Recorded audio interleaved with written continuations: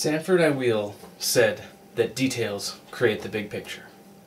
And while I don't have the time today to tell you about the big picture of me, I do have some details or highlights that I'd like to share with you. The first detail that I'd like to share with you is the time that I spent in Washington, D.C. my senior year of high school. It was part of the DECA program, which is a National Association of Marketing Students. During my 3 days that I spent in Washington, I worked with our House of Representatives on a bill to help prevent school violence. During that time, I spent several hours with Congressman Jim Oberstar and even had lunch with him in the House of Representatives cafeteria. It was a great experience that not that many people can say that they've had, eating where the people that we choose to represent us eat. So the whole experience was great overall. Taught me a lot about how our government works. I also learned a lot about how our business world works, as we were able to get our airfare provided for us at no cost by Northwest Airlines simply by making a couple of phone calls. During my time that I spent there, I also learned a great life skill: how to tie a tie. My DECA advisor, who I went there with, told me when we arrived that that was his big goal, was to teach me how to tie a tie. He said if I couldn't do it by the end of the trip, he was going to throw me out the window. Well, needless to say, I'm still here, so I was able to learn how to tie that tie and learn a lot, not only about ourselves, but about business, and also about how our government works. The second highlight that I'd like to share with you today is my wedding day. Many people often say that they're very anxious on their wedding day. Well, fortunately for me, I wasn't all that anxious. I was surrounded by all my friends. Prior to the ceremony, we spent some time throwing around the football in the back parking lot of the church, which was a great time. But I'll never forget the moment that those doors opened and I saw my future wife walking down the aisle hand in hand with her father. It was a great time.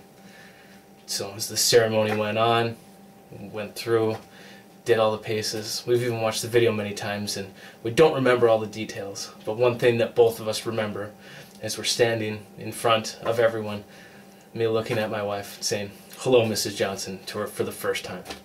It was a great experience. Other great part of it was being able to look out at all the people that were there, and they were all there for us. That's a great experience. But that's nowhere near the best experience that I had in my life, which is definitely the birth of my son Dylan. So on Tuesday morning, we had our last appointment with the doctor, and she said, "Oh, you guys are nowhere near ready to have this baby, so we're probably going to have to induce." Well, we went to dinner that night and we decided, okay, this is the day we want to do it. And we were going to do it the following Wednesday. So we made the calls, let all of our family know, made arrangements for people to watch the dog, watch the house, etc. Well, Friday night we go to bed and my wife's feeling a little bit of indigestion. Didn't think anything of it. Well, about 7:30 on Saturday morning, my wife wakes me up and says, "Honey, I think we need to go to the hospital." It's not really important though, so you've got plenty of time to take a shower. So we both take our time getting ready and we leave the house about 8:30 in the morning. The whole time we're driving down to the hospital, my wife's telling me to go faster so we can get there. And then she's telling me to go slower so that we don't hit all the bumps that are making her feel even more uncomfortable. When we get to the hospital about 8:45 and we're getting all checked in, they're putting in the IVs and everything, the doctor comes in and they check her and say, "Oh, you're dilated to an 8. So we're going to have this baby here within the next hour." And my wife and I kind of looked at each other. We went through the preparation classes and nothing could really prepare us for what was about to happen.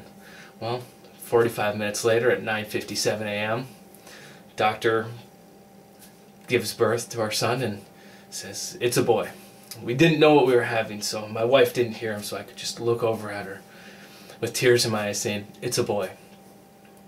And as they're getting Dylan all cleaned up and everything and getting my wife cleaned up, I had the opportunity to call my parents and her parents and invite them down to see their new grandson. And that, without a doubt, is the greatest highlight of my life. I hope you've enjoyed the 3 highlights that I've shared with you here today, and I look forward to sharing more with you throughout the semester.